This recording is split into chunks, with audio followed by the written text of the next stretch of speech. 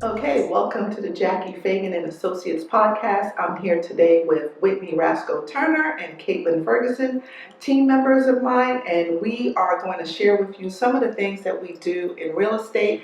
So if you like what we're doing, please like, comment, or subscribe, and we are going to keep this rolling. Today we're going to talk about some of the things in real estate that we have encountered so far that we really want to share with you, not to get into these situations. Right. What not to do. Right. What not to do. So I'm going to start. When I first got into real estate, I was, very green, didn't really know what showing a buyer a home was like because I've always just listed homes and then go in and take the listing. But one of the first experiences I had was showing a buyer a home. I made an appointment to go see this home, and the agent was like, yeah, great. He works nights, she works days, but she will let him know that you're coming at 10 a.m. And so I had my buyer with me. We get there. I ring the doorbell. Whether the house is vacant or not. That's just part of what I do, just to make sure that everything's good. So I wait a little bit. We are not hearing any noise in the inside at all. So we go on in, we start going through the downstairs, and out comes this naked man holding a gun. Holding a gun? Naked man holding a gun. And I froze. I literally froze. And instead of yelling, stop, don't shoot, I yell, I'm a realtor. Like, that has some kind of cape, bulletproof vest on it. Right, I'm like, no, I'm not here for that. Right. I'm like, I didn't do anything, but I'm a realtor. Like, what does saying that do? Right. And he was just like, why are you in my house? And I'm like, we're here to show the house. And he's like, my wife didn't tell me you were coming. And he was still full nude, Dangling. front off, holding a gun. And my buyer, luckily, was a guy. So he was like, man, trying to, de-escalate the situation. But That is crazy. Yeah, put your pants on first, all right? I was like, I'm a realtor. I was just like, but in hindsight, so after we talked about, what was going on, he went back, he called his wife, verified. He couldn't even, I was just shaking, because, thinking, what on earth yelling, I'm a realtor is going to do? Stop. So to this day, that is the story. I just tell sellers, if you know your spouse is going to be home, please, just make sure you let the other person know. Communicate with each other when showings are going to happen, because that could have been a situation that really bad. And this is real estate. Disclose. Yeah. I still today, I'm like, I hope I never see this man fully clothed, because I just, sometimes he shows up in my dreams. I believe it. That's a lot. That's dramatic. Yeah. To have a gun pointed at you and you just trying to show a house? Yeah, that was a lot. And he's in, I'm like, okay. I'm going, I don't even walk around my own house nude, but he had a gun. He was ready to go. And I guess ready to go in many ways. I'm like, okay. I was like, salute. Distraction. Yeah. Oh my God. That is crazy. I wish I had. But how long did it take for him to? Was it? In my mind, it seemed like forever. Because my client was still trying to talk to him to de-escalate. He's still standing there, gun fully loaded and ready to go. And he's like, I got to find out from my wife. And I'm just like, what? I mean, dress for I don't know what was going through his head or what happened in their house before, but he was not backing down. And until he spoke to his wife, he was ready to go. And I'm just like, I respect that. Yeah. However, you have a sign out we gotta put. Well, they didn't have a sign out front, so this was. But he knew it was for sale. He knew his house. There was a lockbox. There was a lockbox, and he just, I guess, in his mind, you're in my house. No one told me and you were coming. And he was probably sleeping because he works nights. Yes, and he was startled. He probably tiptoed just to get to y'all Right. just She said right. she didn't hear anything. We didn't hear anything, nothing. Nothing. And I was just like, okay. You know, that's the moment as a homeowner. If you are ready, that's the moment you wait for. Oh, somebody's coming to my house today. Yes. Yeah, Wow. ready. So that's my one takeaway to sellers is always communicate with everybody who lives in your household when there's going to be a showing, because you don't want a situation to just go badly for everyone. No. I don't have anything as funny as that. I don't think. I'll have to really dig deep. I'm like thinking. I know I went to see a house one time and they weren't supposed to be home, and I did knock. I rang the doorbell, no answer. Got in the house, and it was like 10 o'clock in the morning. Kids were coming down the stairs, and I was just like, oh, I'm sorry, but they were dressed. So let me just put that out. Let me just disclose that they were clothed. But we were just like, oh, you know, we can wait or come back. Like, we had a showing, and this wasn't a spousal thing. This was, well, maybe it was, but we talked to the agent, whatever. So they ended up leaving out, right? And we went back inside. Everything was cool. When we left and got back into the car, I get a text from the agent saying, so sorry, the seller mentioned that their kids were staying home from school today because they had COVID. Oh. I said, we just left from out of there. This is terrible timing. Now I'm like, me and my client probably got COVID. Yeah. We didn't get COVID, but I was like, hand sanitizer. Wow. Because so that was my one time walking into somebody's house and they were there. But I did knock. I did ring the doorbell, and sometimes if I see cars outside, even if they say nobody's there, I'll still check. Well, I go in and I say hello. Yeah.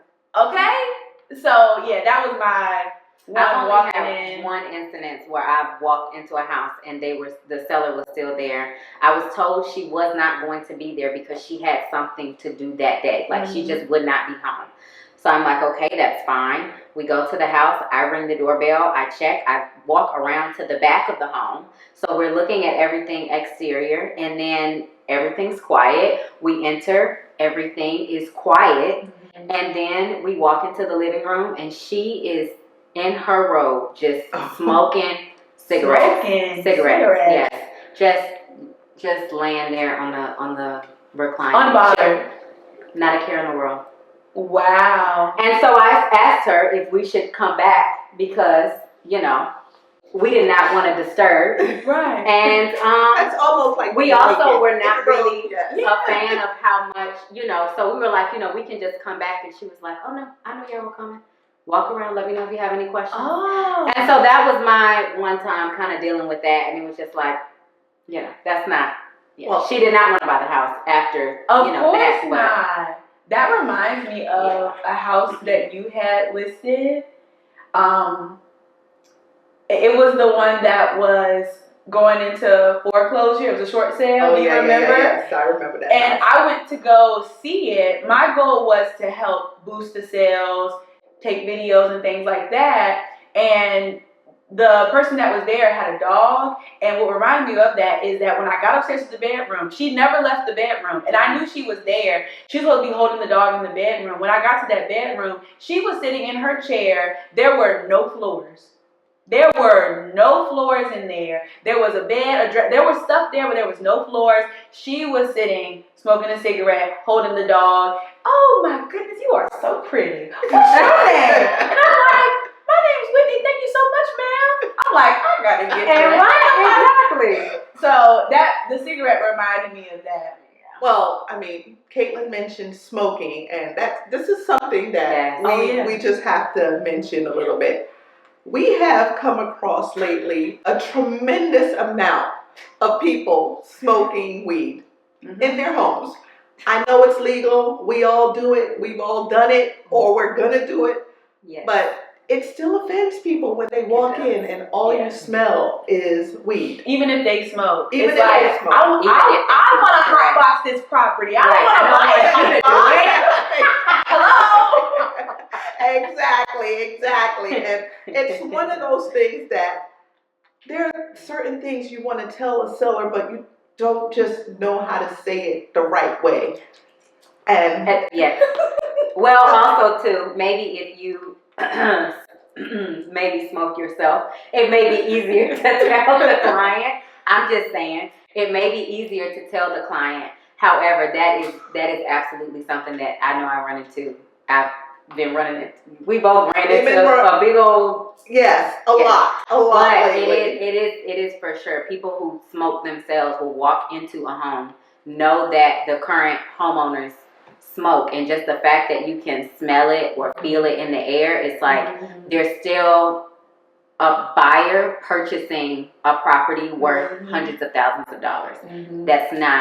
It's just not something that people want to see or smell when they walk into a house. And even if, like you said, they're smoking themselves, they just don't want to buy a house that smells like that. Correct. They just, it just says, okay, they get to the door and be like, let's pass. So that's definitely got to pass the smell test, as we like to say. Not pop-up pass. Right. Pass.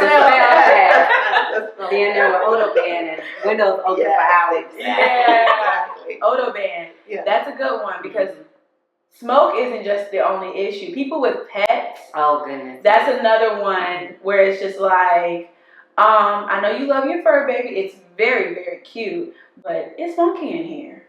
I smell your pet when I walk in. It is difficult to I think that is harder to tell a client than just the smell of smoke or like the general smell of the house, because for babies, like those are their babies. I went in a house for a showing and my client has a cat. So she loves cats. She thought it was cool that they had cats. But we really knew that they had cats because, the minute you walked in, it was just hair everywhere. You could kind of smell the litter box. The litter box was full. This was just at a showing. So, even her with the cat just was like, I cannot. Yeah. And so that was the reason she passed on that house, and she did like it. Wow. So what's as a seasoned realtor, what is the trick for that? Is it keeping them crated like as much as possible, or is it having them go to a friend's home, or what's the trick for that? So I always defer to my client and say, what's the most comfortable way to show your home so your fur baby is not afraid or just rattled or stressed, because we're coming in their environment. So there's no one size fits all, even for taking pictures. I remember Kaitlyn and I were staging the house and it was picture perfect ready, but the dog not only was the dog, we were told the dog did not like stairs, so we didn't worry about it. Well, sure enough, the dog did not want us in his home.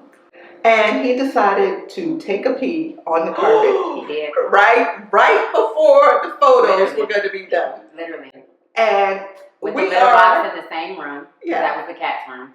And the dog went in there and peed in the cat's room. Yes. It was not his first time doing that. I can tell you that right now. And we literally had to go get all the paper towels and something because the carpet was going to show in the photos. Yellow. And we needed to clean that up. So Immediately. Oh my God. So people say, what would your realtor do for you? Well, this is the thing that we do for you. We're going to clean up after your pets, so those photos are picture perfect. And those are some of the things. So we've kind of touched on a little bit, but what are some specific advice that we can give sellers when they are listing their home that you think, is just one or two things that stand out for you, Whitney? Have extra keys. Keys are important. However, when you close on that property, give all of the keys to the buyer. Keys are that important. Do not keep the keys after closing, even if you know that the buyers aren't moving in. I don't know, look at the camera. Even if you know the buyers aren't moving in immediately, give all those keys, and then also have extra keys. I have been to properties where there is only a lockbox outside with one key in it because the seller does not want to have all their keys going around. I understand that. If you have a goal of selling your property, if we cannot get in your house, because Super can go down. Super is the it went down recently. It went down recently. And I was at a house that it was only a Super. Those boxes that you guys see, those big blue boxes are called Super boxes. That was the only key. the agent didn't have an additional key. So that's just a part of the process of selling your house. Keys, lately that has been the biggest takeaway for sellers. Have extra keys and give those keys up, because you cannot walk into your house after selling it because it's no longer your house. I'm so sorry. But you got a big fat check. Yes. For your house. Hopefully. I'm sorry. Yes. I know everybody. I'm We've had a blessed season where sellers are walking away with checks. But Right. after you sign off on that deed, it's no longer your house. It is now a new owner, and the buyers have purchased the right to that house. So it's no longer your house, and you've got to just move on and detach from it, because once you sign on that line, it belongs to somebody else. So having the keys and you're going to go use it, you're now trespassing. You are trespassing. And you don't want to get caught by your new naked buyers, the new owners with a gun. Because they comfortable in their new house. They're comfortable and they're doing it. It's like, it's not your house anymore. Right. You signed off on that dotted line. So it's you just have to live with the pictures, and those are the memories that you have, is the pictures, because it's no longer your house. Yeah. I have another one. It may sound small, but mail. Forward your mail. Forward your mail. There's a ton of mail that will sit at the sell once the house has sold, still there, still going there, because of maybe the time that it was forwarded, and then maybe you don't think to go back and check or whatever. But I just had that recently where seller closed. No matter how many notices to forward, there's still a lot of things going on with moving. You may forget things. So mail is just something that's so important, and you don't know what bill you might be missing or whatever. So mail and keys. Yeah. So on that mail thing, you know what else comes to sellers after they close? Their escrow money. And if you did not forward your mail, that check that you may have in escrow, it's thousands of dollars most times. Sitting in and it's sitting in your old mail somewhere, and the post office did not get a change of address for you. So you don't want to miss out on those thousands of dollars. My sellers never elect to get that thousands of dollars, 3 zeros, more zeros, I don't know. But they never elect to get that bill. They always want to come pick it up. No, this is the money that was in escrow. Right. So they've After paid you close. after you close. So the money that your mortgage company has been keeping for you to pay your taxes and insurance. Oh, they're over it. It's usually, and they can only mail it. They only mail it to the last known address that they have. Wow. And unless the post office forwards it, that check is sitting somewhere. So you don't want to miss out on those dollars. So that's another important reason why you want to make sure you forward your mail to the right address. Okay. And Good just to keep an eye know. on it. Okay, so my story.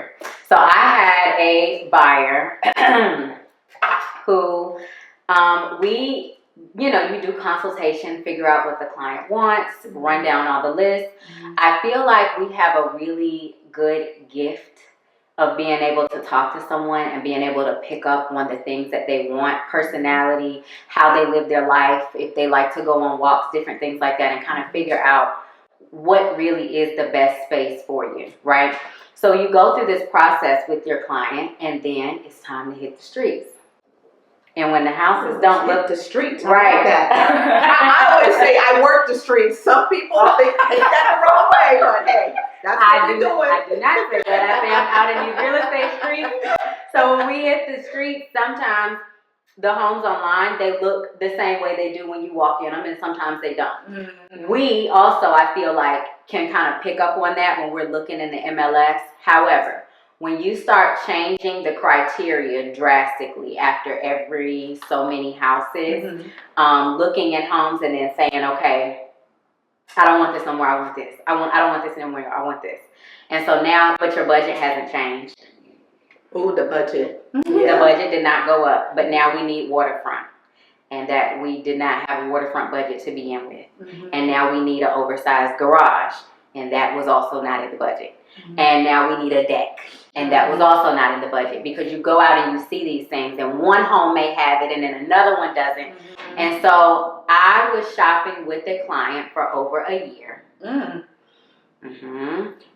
so there were some homes that I had to show her that did not meet her criteria, so she knew this is not what you want, and I tried to tell you. Okay? So we go through all of this, and we finally find a home that checks off every single box. Bingo! Every single box. It was amazing. I mean, I felt amazing. I was happy for her. Yes. I thought she was going to be happy. Oh, No. really? She was not the one that selected it, or she did not feel that she was the one that selected it. Her son was assisting in the purchase. And so her son was the one that stepped in and said, hey, this is taking a long time. You're changing criteria. We need to get this done. This checks off every box. Well, she said she did not make the decision on the house, and completely at the end of the deal sabotaged it. Did not sign, did not close, did not want to do anything. Yes. So the deal did not happen. It did not go through. We went through all of these things, and literally that was the end. Part of it was, you know, you go and you see something, and like I said, you see something and now you want it so bad. Oversized car garage was never on the list. Of just was always a storage space. It had it. And having a garage for her was always like, well, it's just for storage. So it doesn't need to be oversized. If it has one, it's great. If it doesn't, it's fine. And now with that being a need, then that can sometimes make your job harder if now you're making this a hard line.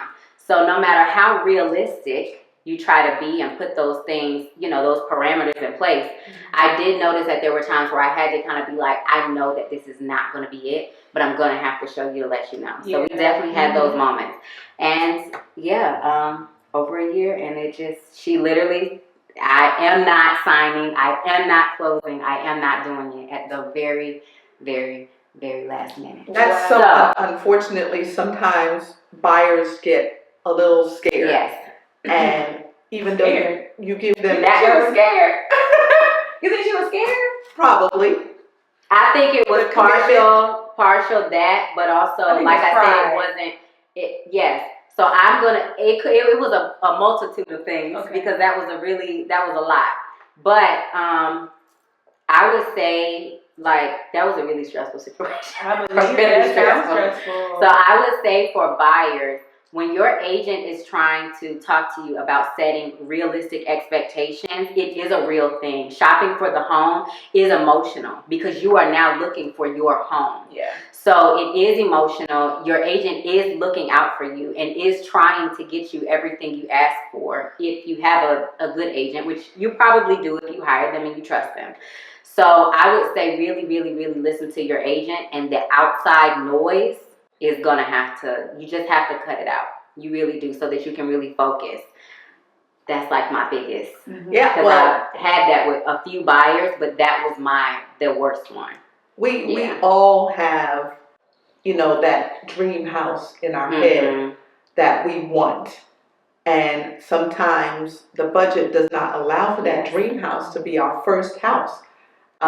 You know, I can tell most people, and I do tell most of my buyers when I sit down with them, my first house was $150,000, and it was a two bedroom, 2-bath apartment style condo.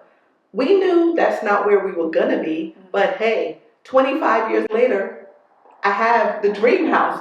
And even though I have the dream house, my husband says she's still dreaming, always dreaming. You know, yes, there's always something out there, because that's just the type of person that I am. I'm, you know, looking to get what I want, and I'm willing to work to get what I want. But I know in order to do that, I have to buy realistically in my budget, wait a few years, let that equity grow, and then move on if I choose to you know, get to that next dream. Right. Because again, we live in our dream house now, so I can't, you know, I haven't put my finger on what that dream house is gonna be next, but I'm sure it's something. It's, you know, and being in real estate, you always see beautiful homes. And it's very hard to reel yourself back in and go, no, you got to be here for a certain amount of years in order to build that equity. And that's what we try to do with our buyers is say, your first house is not going to be your dream house. Correct. But you set the expectation. But it is the stepping stone to get to that dream house one day. And also, get comfortable with being a homeowner. Because it's not like renting an apartment. You're not going to call somebody in the middle of the night and go, hey, come fix this because it's broken. It's your house and you have to embrace that home ownership. Yeah. So that first house is a learning lesson for you. For sure. And that's why you shouldn't, especially for the first house, buy at the top of your budget. Because those first time homeowner things that you're not accustomed to, you're going to have to get accustomed to. The warranty, if your dishwasher stops working, if your stove catches on fire. I lit my stove on fire one time. Yes, we want to hear this story. Yes, You lit your stove on fire. I did. I was cooking. I was making chicken parm, and it was going to be delicious. We haven't tried any of this yet. It was going to be delicious, but what had happened was there was stuff everywhere. The house is toddler proof, and I could not find the mat. Well, that's actually after. I turned on the stove to preheat it, and I had the broiler on because I was using the top of the stove. So I'm cooking, oven's preheating, I'm thinking everything's good, and then Sienna, my daughter, is on the couch and says, Mommy, look at me, like she's gonna jump off the back. So I run to her to get her, and when I turn back around, the stove was on fire. And so, yeah. What was in the stove? It was a pizza box.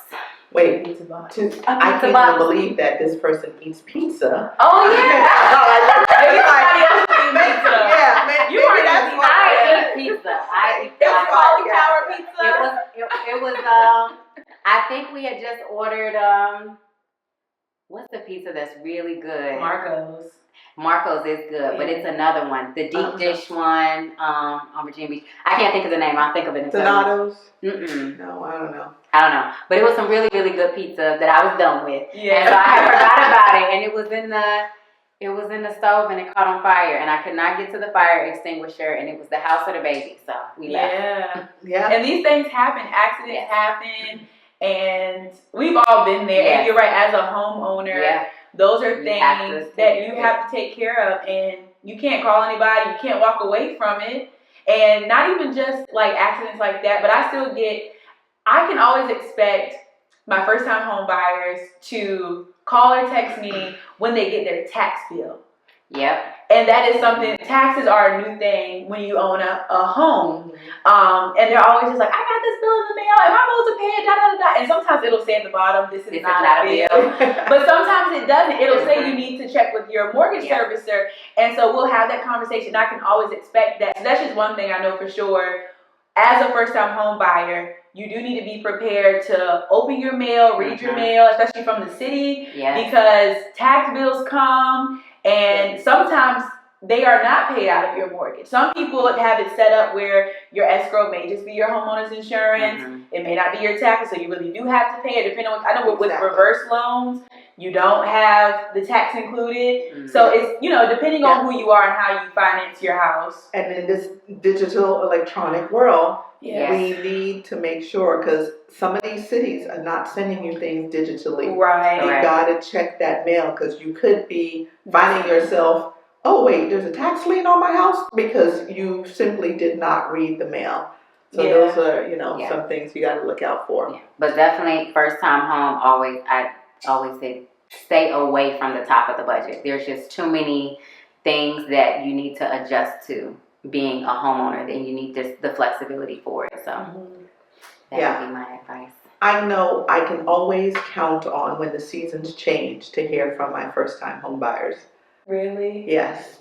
Either the house is too hot or the house is too cold. Have you changed your filter? Because I got that before. And I've gotten a spider in the house. I got a picture of the spider. So did we include pest control? Yeah. Did we see spiders? Right. When we looked at it, I get questions like that. I'm just like, it's a bug. It's a bug. I'll send you. Right. Yes. You need to call. Yes, we are quick with let's get you the right contractor so we can take care of it. But putting that, changing it from heat to cool or cool to heat, those are one of the things that we just automatically think people know, but they don't know because they think it's supposed to be automatic. It's not automatic, Wow. and that's something, you didn't do that at your rental?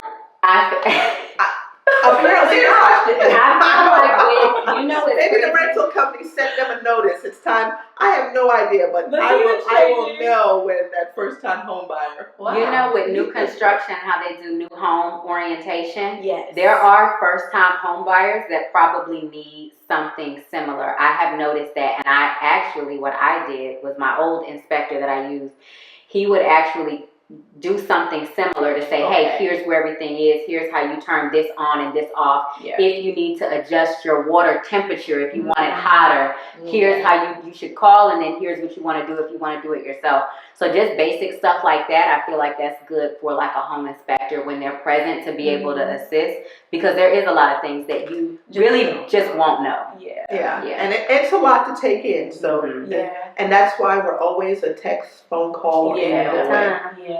So what are some of the questions that you think a buyer or seller should never ask you? Okay. Is this a good neighborhood? Is this safe? I was about to say the stuff that we're really not supposed to answer. Really I'm just like, why are we not supposed to answer those questions? It's opinion based, and we are not allowed to give our opinions. They're ours. We're not buying. Right.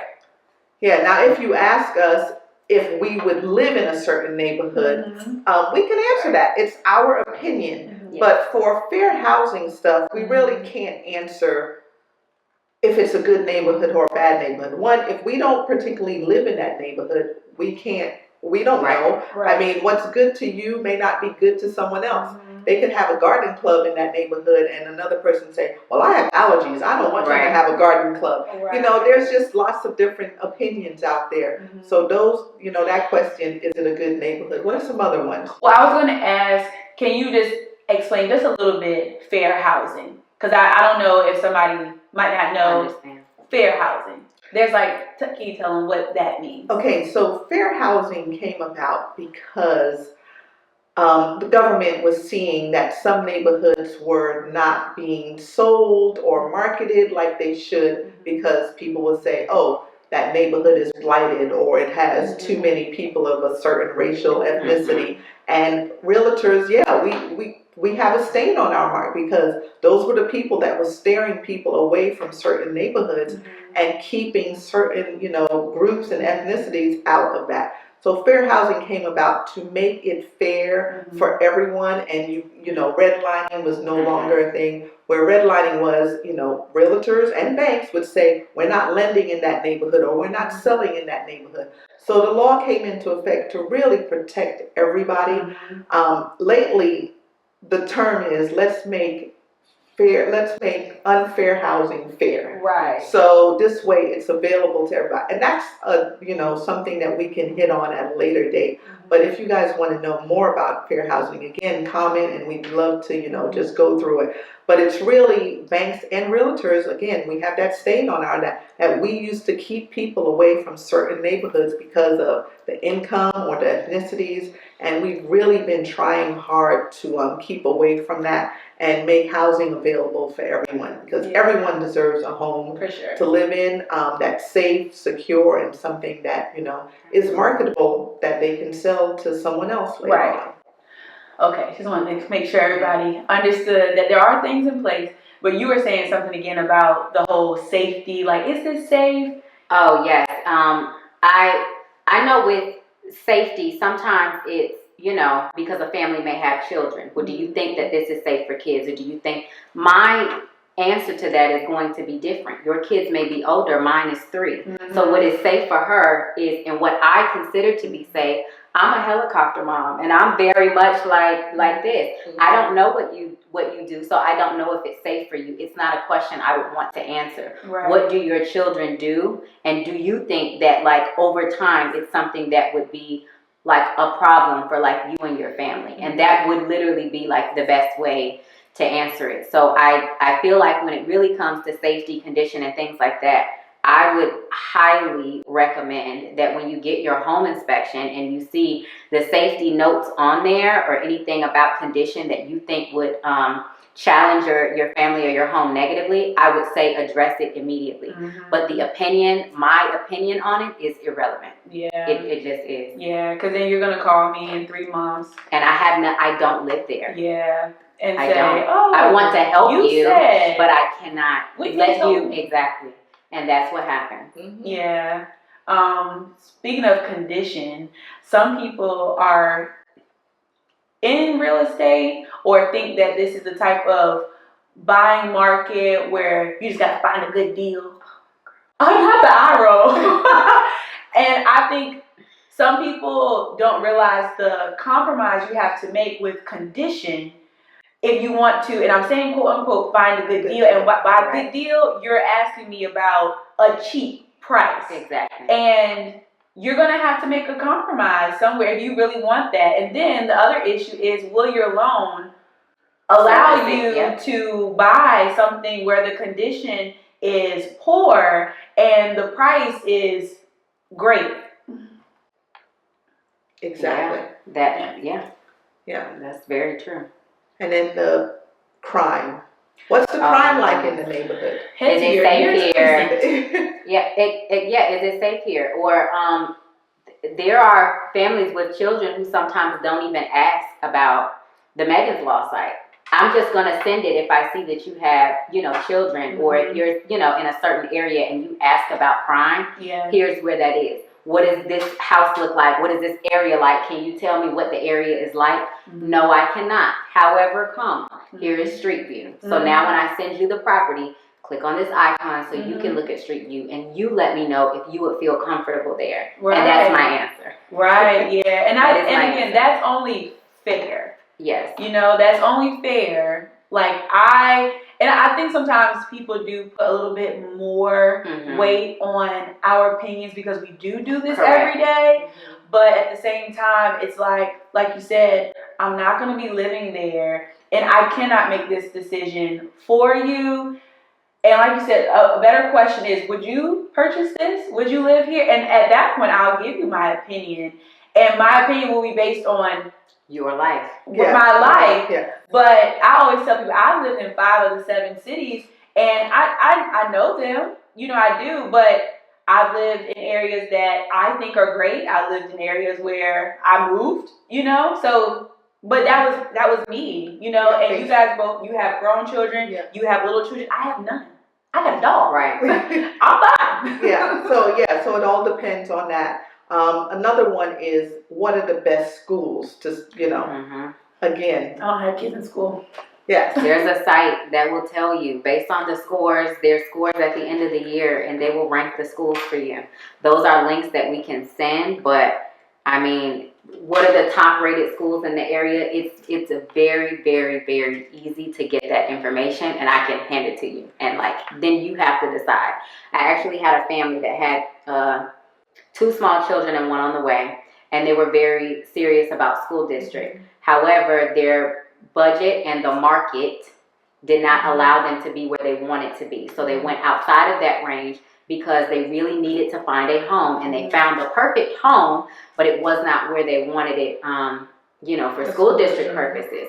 And then it was really looking at me like, okay, Kaitlyn, a decision needs to be made. And I'm like, yes, client, a decision does need to be made. Yeah. And so here's the information, and then you really have to figure it out. They did buy the house because it was the best house at the time that they needed, that fit all of their needs, and was in their budget, and etc. And they did call, they bought it, and they called me later and said, we do not want to live here. And okay, well, we'll work it out. But you have to look at full picture when you're purchasing, when you have children. And that's why we talk about those things and recommend, hey, you do need to look at the school district. You do need to do that research. You cannot leave that on your agent. Yeah, and then that's there's not the responsibility. Some school districts where people want a particular basketball coach or football coach, and you're like, okay, we can help you find that, but again, everything is generated by budget. if that budget is going to allow you to be in those districts, then, you know, by all means, we'd love for everyone to get their dream, but sometimes you got to start in order to build that dream. Absolutely. Yeah. And what? Grants. Oh, grants. Everybody wants a grant. Yeah, and everybody can't get a grant. Yeah. I think you had something similar where, you know, it's like you want a grant, but you actually make enough money to, you know, and again, about things being fair, there has to be a stopping point. I mean, I wish everybody could get a grant, but there's always that stopping point where it's like, this is the max that you can earn in order for us to give you money. And we kind of talked about that with Katie too. And the timing. There may not be funds available at the time when you absolutely need to buy. Yeah. And that is something you may have to weigh in when you make your decision to purchase. Do you need a grant that bad? Is this really the best time for you to buy?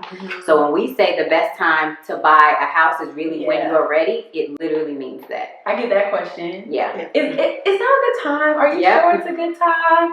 And I'm like, it's for you. Yeah. Is it a good time for you? Let's talk about it. Yeah. Yeah, absolutely. Yeah. So we've given, you know, people just a little bit of what to look for, and, you know, we really appreciate you guys being out there. So if you'd like some more information about some of these topics, please comment on our YouTube channel, like, subscribe, and just reach out to us. Again, I'm Jackie Feagin with Jackie Feagin and Associates. This is Whitney and Kaitlyn, and we'd love to help you buy or sell real estate. I like podcast, Daddy.